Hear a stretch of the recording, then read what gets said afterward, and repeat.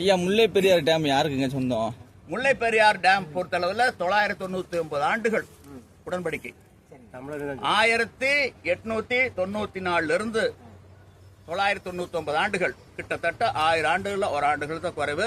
152 அடி தேக்கணும். ஆனா இப்ப வந்து 142 அடி, அது உச்சநீதிமன்றத்தினுடைய தீர்ப்பின் அடிப்படையில் தேக்குறாங்க. 152 அடி வரலும் தேக்கணும். அந்த பேபியான கட்டி வலுப்படுத்தணும் சொல்றாங்க. ஒரு 10-15 மரங்களை வெட்டணும். மரங்களை வெட்டினா கட்டி இருக்கலாம். அது ஒரு மு.க. ஸ்டாலின் வந்து ஏமாந்துட்டாரு. வனத்துறையில தமிழ்நாடு அரசுக்கு ஒரு கடிதம் எழுதுறாங்க. மு.க. ஸ்டாலின் முதலமைச்சராக வந்த பின்னாடி, நீங்க இந்த 15 மரங்களை வெட்டி நீங்க பேபியான கட்டிக்கலாம்னு. இவர் என்ன பண்ணிருக்கணும்? உடனடியா இரவோடு இரவா தூங்காம இருந்து விழிச்சிருந்து அடுத்த நாள் காலையில் போய் அந்த மரங்களை வெட்டி இருந்தா பிரச்சனை முடிஞ்சிருக்கு. இவர் என்ன பண்ணிட்டாரு? புரிதல் இல்லாம வனத்துறைக்கு நன்றி நன்றி நன்றி நன்றினாரு.